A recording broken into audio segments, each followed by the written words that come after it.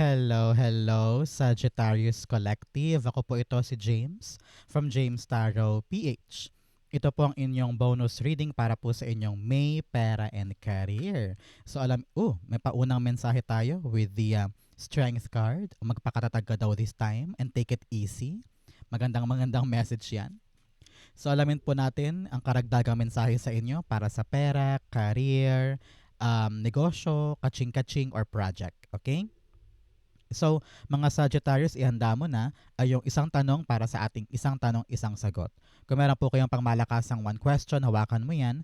Sa dulo po atin po yung babasahin. Okay? So, stay tuned for that. Let's begin.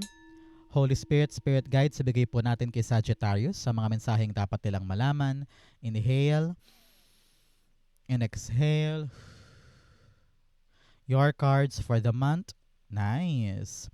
Siya nga pala mga mahal kong Sagittarius, maraming salamat po ha sa lahat po ng mga hindi nag-i-skip ng ads, sa lahat po na nagla-like, nagko-comment, sa ating pong mga new subscribers, hello po. I-click nyo po yung inyong notification bell sa baba para ma-notify ka every time po na meron tayong uploads. And continue sharing po itong ating video para nang sa ganun marami pa ang makapanood nito. Thank you po ha for not skipping the ads. Super appreciate ko po yan. Thank you po. So, in the background of your reading, meron kang the Nine of Swords. Alam ng yung spirit guides na medyo this month, problemado ka sa maraming bagay. Pambayad ng ganito, sa kuryente, sa pamasahe, sa mahal na mga bilihin, magkano na ba ang manok ngayon o ang baboy ngayon. Talaga namang left and right ang problema. For others, merong mga issues sa trabaho, may mga issues sa kaperahan, and you just want na masagot ito. Ramdam na yung spirit guides na minsan hindi ka makatulog, kahit mag-relax hindi mo magawa kasi nga patong-patong yung problema. Pero huwag ka mag-alala. This month, may solusyon itong problemang ito. Kita mo yan, si The Hermit card, talagang darating yung kaliwanagan, darating ang sagot sa mga pinoproblema mo. Huwag kang mag-alala. Okay? Alamin natin ang kasagutan sa mga problemang ito as we go along in our reading. In your core energy, meron kang the Five of Wands. Si Five of Wands, pinapayuhan ka dito, Sagittarius, to pick your battles.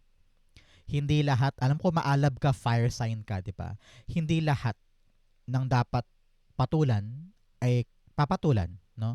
Hindi lahat ng issue or conflict ay bibigyan mo ng atensyon, no? Sometimes you just need to relax. Huwag mong problemahin yung problema ng iba. Huwag mo nang pasukin pa yung issue ng iba. Let them deal with those things. Ikaw, focus tayo sa ating sarili. Okay?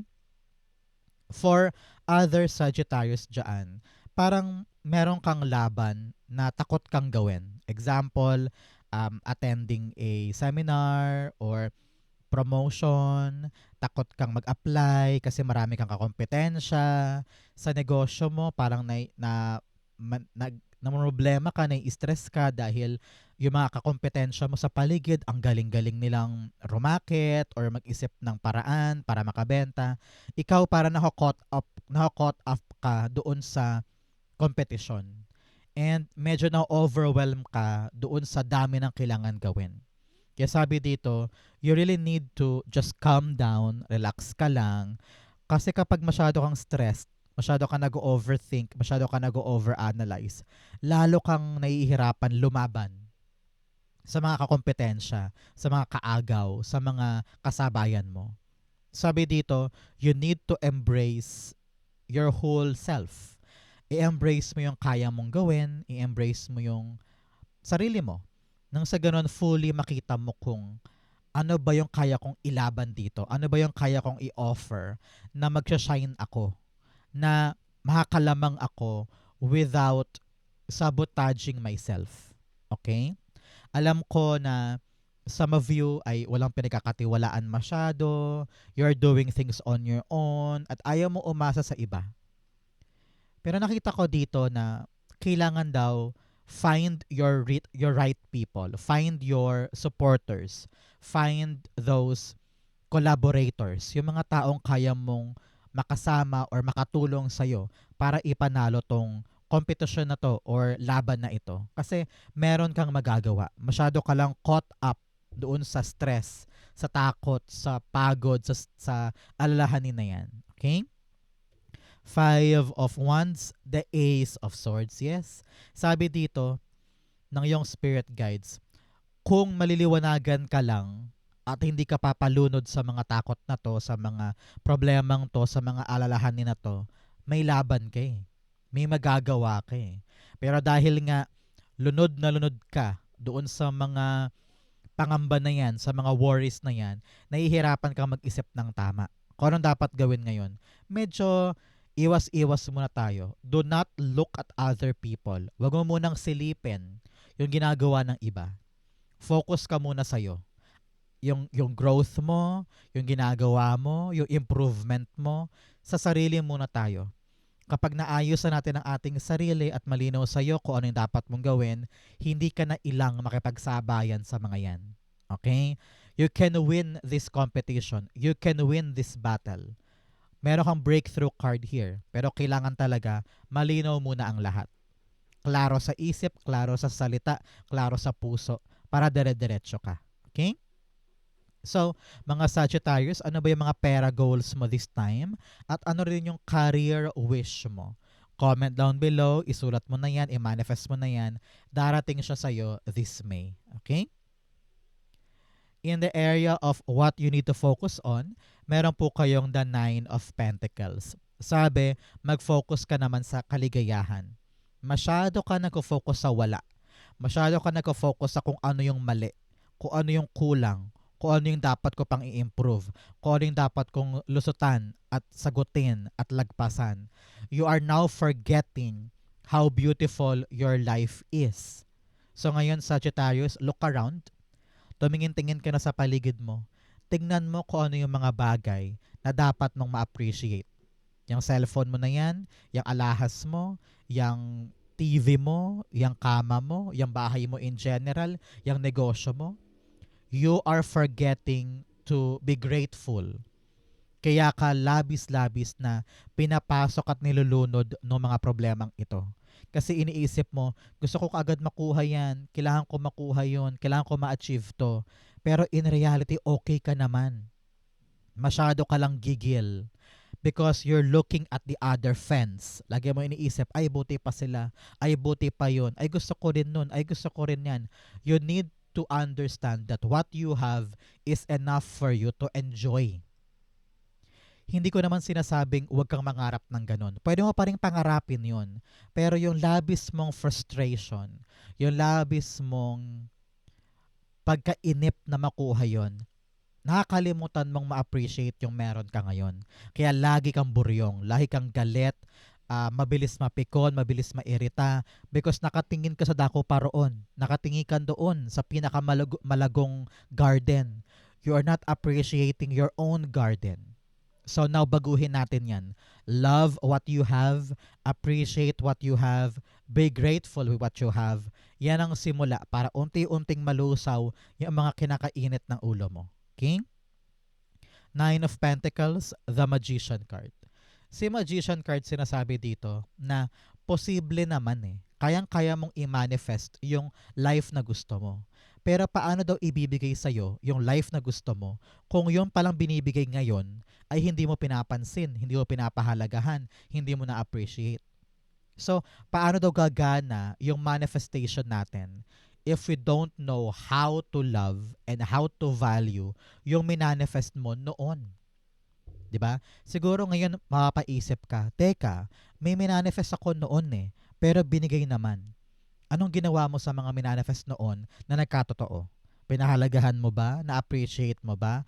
Or ikaw yung tao na kapag nag-manifest at nakuha, another manifestation na naman. Tapos another manifestation na naman. Pataas ang pataas sa pataas, pero parang lagi kang uhaw. Lagi kang gutom. No? So now is the right time for you to just settle down. Relax, relax, relax. You have what it takes to achieve what you want. So don't be frustrated. Huwag kang maghanap ng wala. Huwag kang maghanap ng disyerto because meron ka para magamit sa mga susunod mong gagawin. Okay? So, Sagittarius, ano bang ginagawa mo today? Ikaw ba naglalaba o nagluluto or ready na para matulog while watching this video? Comment down below po. In the area of what you need, meron po kayong the Ten of Swords.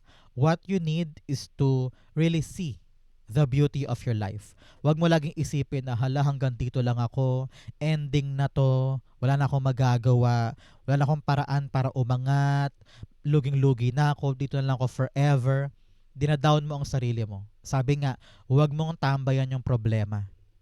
Nahihirapan ka na nga pero nag-i-stay ka pa rin sa estadong yan. You need to pick up yourself. Force yourself to rise up and see the potential of the new thing. Sisikatan ka pa ng araw. Kaya wag mo laging isipin na ending na to, dulo na to, na wala na akong patutunguhan pa. Lagi mong isipin, every single day, may chance pa ako na makabawi. May chance pa ako na maabot yung gusto ko or marating yung gusto ko. Pero ngayon, pipilitin ko lagi na bumangon. Because rurok na to, ending na to. Ending na to ng pasakit, ng problema, ng pagod, ng kayod, ng dusa. Because there's something better coming in. Okay? The Ten of Swords, you have the Queen of Wands. Yes, be confident, be positive, just be hopeful, and be grateful na yes, may chance pa ako. Yes, may pagkakataon pa ako. Hindi ko nabibigyan pa ng time yung sasabihin sa akin ng ibang tao. Oo, nadapa ako. Oo, nalugmok ako dito. Pero that won't end my story. I still have a chance. At narinig ko dito, be sociable. Labas-labas ka naman. Go out. Go to parties. Go to different towns. Go to different places. Kasi doon mo makikita na parang, ay, bakit ba ako nagpapakalunod sa mga problemang ito? Yung paligid ko, ang dami-daming possibility. Ang dami-daming pintuan na pwede kong puntahan. I have more. I have better. So, dahil doon, gaganahan ka. Marirealize mo na kayang-kaya ko pa. At makaalis ka na dyan sa mga pinagkalugmukan mo. Okay? In the area of what's affecting your current energy, meron kang the Seven of Swords. Sabi ng yung spirit guides, huwag kang umiwas sa mga laban na kayang-kaya mo namang ipanalo. This competition, huwag na huwag kang papa-intimidate. Huwag na huwag kang panghihinaan ng loob na parang, ay, mas magaling sila, ay, mas mabenta sila, ay, mas marunong siya, ayoko na. Huwag mong isabotage ang sarili mo. Do not avoid what is a possible blessing for you. Kaya mo yung tapatan, kaya mo yung ipanalo, meron kang skills para makipagsabayan dyan. Pinapayuhan ka ngayon na mag-strategize, okay? Ramdam ko dito na meron kang makalumang paraan na dapat mo nang baguhin. This is your time to elevate your performance, to improve the quality of your work. Nakita ko dito na meron kang bagong chance, meron kang bagong opportunity na gagana para sa'yo. Pinapayuhan ka rin dito na do not trust everybody, no? Meron kang mga tao sa paligid mo na akala mo mabait, akala mo jive kayo, pero do not trust that person when it comes to your money, when it comes to your ipon, when it comes to your salary, when it comes to your ATM card, when it comes to your password. Kailangan yung sekreto. Hindi lahat ng tao dapat makaalam ng buong buhay mo. Be secretive this time, okay? Seven of Swords, the Three of Cups. Yes. Now, ingat daw sa mga taong nandyan palagi to celebrate you, to have fun with you. Pinapayuhan ka dito na not everybody is cheering for you. Yung iba dyan nakaantabay lang para panoorin ka at panoorin kang either mag-fail or i-chismis ka, no? Yung iba dyan nag-update lang ng, Mare, kamusta ka na? Pero yun pala, namimingwit lang ng issue tungkol sa'yo para ikwento ka sa iba, no? Not every happy company is really a good company, 'di ba? So piliin mo yung mga tamang taong kakapitan mo, sasamahan mo, pakikipagbandingan mo, no? Because not everybody there is real, okay? So pinapayuhan ka rin na umiwas-iwas ka daw muna sa mga, alam mo yun, yung parang sobrang laking gatherings. I don't know why. Sinabihan kita kanina to go out, have fun, to go to socialize, 'di ba? Pero nakita ko dito na meron kang mga malalaking gathering or malalaking mga mga okasyon na parang dapat mong iwasan because parang masyado siyang distraction for you or baka masyadong narinig ko kasi yung pupuntahan mo na yan na malaking gathering, it will just amplify your insecurities. Kasi pag nagpunta ka sa mga parties na malalaki na yan, halimbawa makita mo si Kumare na parang ibibida niya yung anak niya na parang, huy, yung anak ko nakapag-Canada na, nakapasa na sa licensure exam, yung anak mo, Sagittarius, kamusta? So parang dyan lalabas yung mga insecurities mo, yung mga wala ka na meron sila. So ramdam ko dito na umiwas ka muna, no? Para iwas gulo, iwas problema, iwas issue. Parang ganon, okay? In the area of your near future, meron kang the Page of Wands. In the near future, 11 days, 11 weeks, or 11 months after watching this video, meron kang susubukan na bagong bagay. No?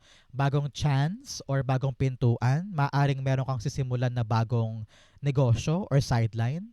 Example, magsisimula ka na ng online shop or magsisimula ka na maging YouTuber, pwedeng ganyan.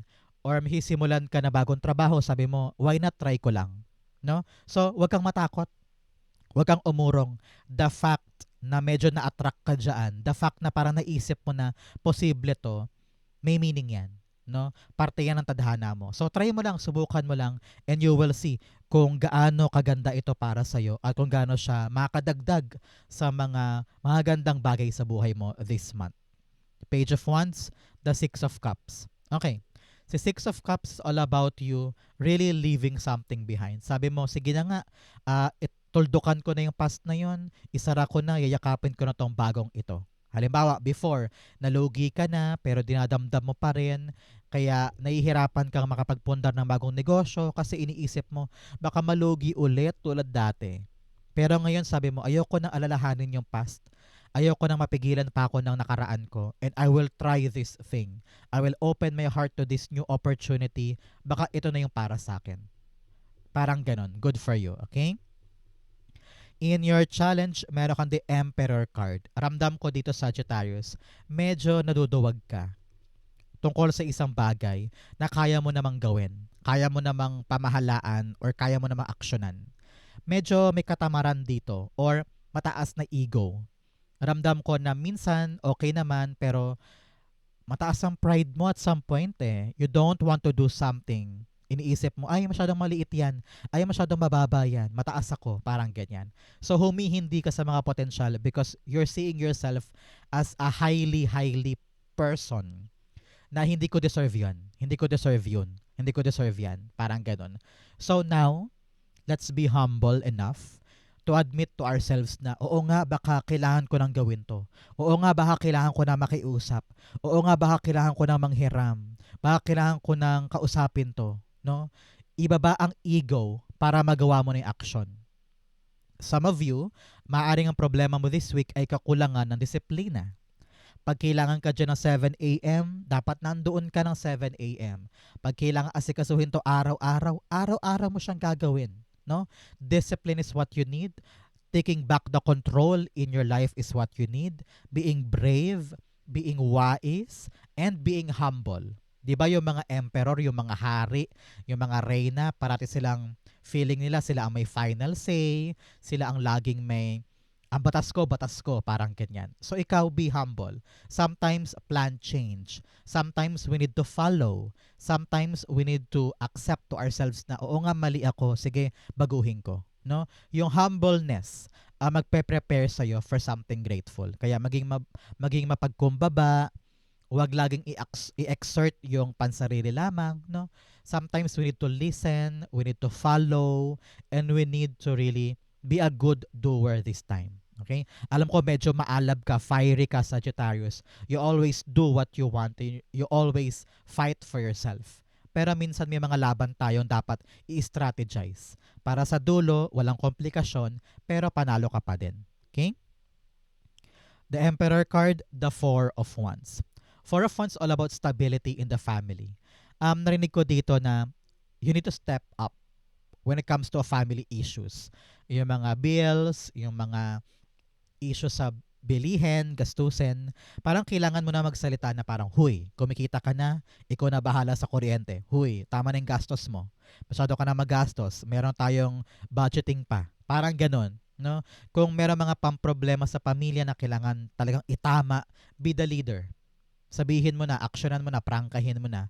Halimbawa, yung anak mo ay masyadong maluho, gusto niya 500 ang kanyang baon everyday, sabi mo, anak, 200 muna kasi meron pa tayong dapat gastusan para sa bahay or para sa future or para sa babayaran, di ba? So, be in control and make sure that everything is being accounted for, no? Importante yan for you.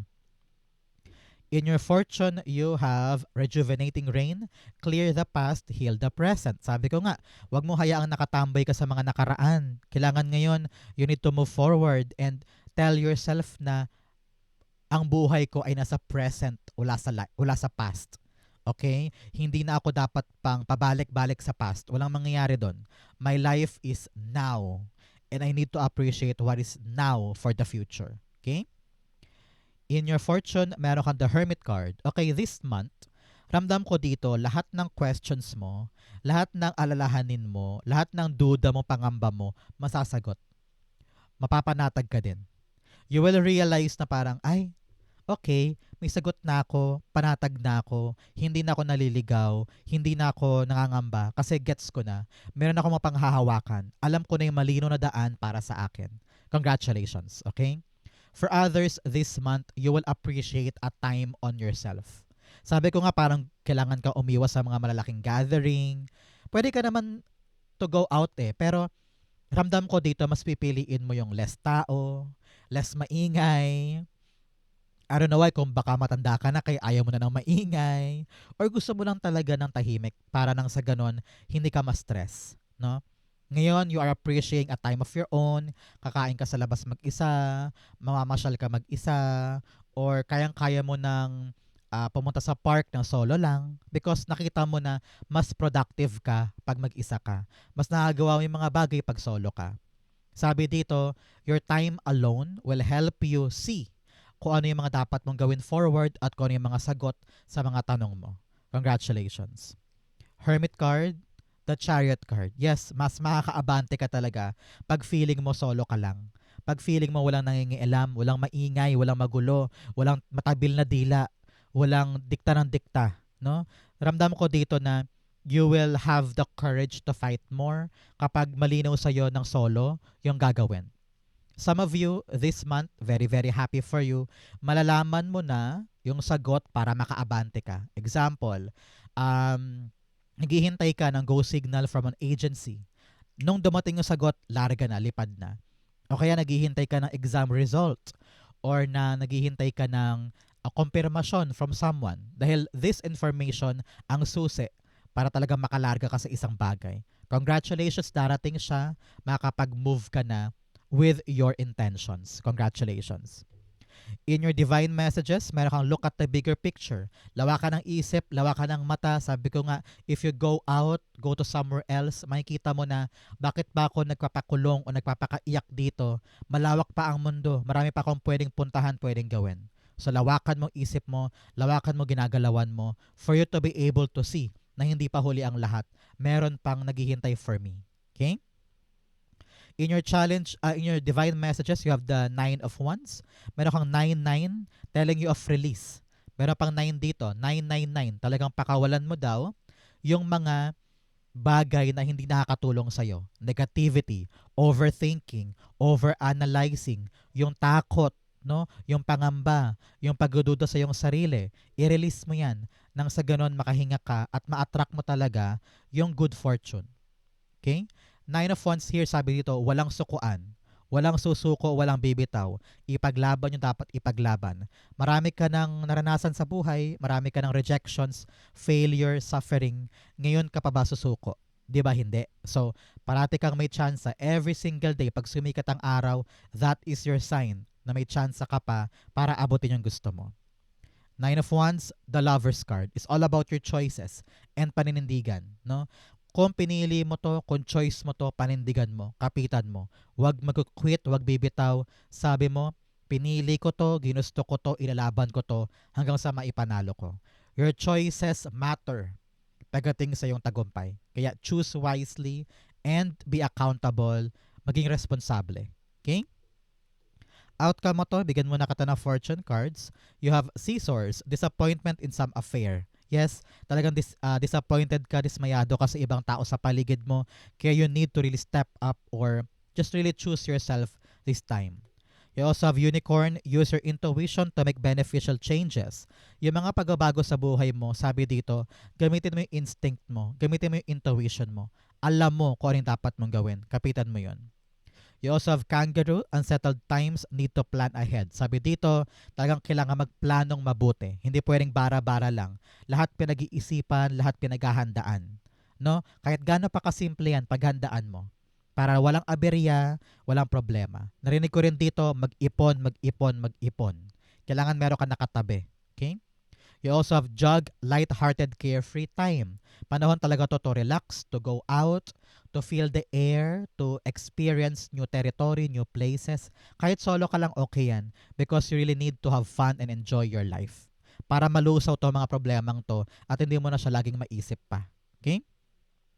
Ang outcome ni Sagittarius for May, pera and career, patuloy ng June, you have the two of wands. Yes, you are now ready to go out of your comfort zone. Meron kang bagong gagawin at medyo may kaba dito. Kaya importante planuhin ng klaro. Tinan mo siya. Yung globe, hawak-hawak niya. Crystal clear sa loob ng globe yung pupuntahan niya. Pero para marating yan, kailangan tama yung hakbang. Tama yung nakalatag na step by step bago tayo tumulay. No? Bago mo pasukin yung bagong mundong yun, kailangan nakalatag lahat. Kung ikaw ay babiyahe, some of you ay baka lilipat ng ibang kumpanya, ibang bansa o ibang bayan, this transition requires great plan. So maupo ka muna ngayon, pagplanuhan yan, plansyahin, kailangan doable, practical, para pagtawid mo walang antala. Okay? Two of Wands is being clarified by the Five of Swords. Now, sabi na yung spirit guides, you're gonna win at all cost. This is a great time for you na sabi mo, this time around, pa nagplano ako ng bago, ipapanalo ko to ano man ang mangyari. Kung may mangyari mang mga problema, or gusot, or obstacle, lalagpasan ko yon ng matapang. Hindi ako uurong, and I will win at all cost. Ilalaban ko siya ano man ang mangyari. So ngayon, umiwas ka sa mga drama, umiwas ka sa mga issue, magplano tayo ng matino. Unahin mo ang sarili mo kaysa ibang tao. Maaring maisip mo yung problema ni pinsan, problema ni kapatid, ikaw muna, yung plano mo muna. Pag naplansya mo yan, saka mo na isipin yung ibang bagay. Ipanalo mo muna itong laban na ito. Okay? So, Sagittarius, dumako na tayo sa isang tanong, isang sagot. Close your eyes, mabilisan lamang to. Inhale and exhale. The answer you have, Knight of Pentacles, the Ace of Wands, and the Knight of Wands. Beautiful. At the bottom, meron po kayong Three of Pentacles. Sabi dito Sagittarius sa question mo, merong taong makakatulong sa'yo. Huwag kang mag-hesitate to ask for their help. They are there for you, to guide you, to assist you, para pagaanin at para pabilisin yung ginagawa mo o yung question mo. Huwag kang mailang na humingi sa kanila ng guidance or tulong or helping hand. Here, pinapayuhan ka na plan carefully. Plan carefully your step going forward, no? Very exciting itong bagay na gagawin mo. This is really entering a new portal in your life. Ramdam ko na very excited ka, nakita mo na potential to sa buhay mo, pero huwag kang papadala sa excitement. You need to plan carefully. Magdahan-dahan ka lamang para magawa mo yung tama. Trust yourself, be confident. And this new opportunity or new pintuan or new gagawin mo, talaga namang maganda ito. And it will lead you to a new chapter of your life. Huwag matakot, magplano. Yung planong armas mo para gumanda yan at maging effective. Okay? So, if you're waiting for a yes or no, the answer is yes. Yes na yes po ang question mo. Kayang-kaya mo yan. Okay? Sagittarius, ito po ang isang tanong, isang sagot. Ganon din po ang inyong May, pera and career. 10 kayo nakaresonate. Comment below, babasahin ko po yan. Thank you, Holy Spirit, Spirit Guides, for the clarity and messages na dapat malaman ng mga Sagittarius this month. Thank you po for watching hanggang dulo. I love you. This has been James for James Tarot PH. God bless everybody.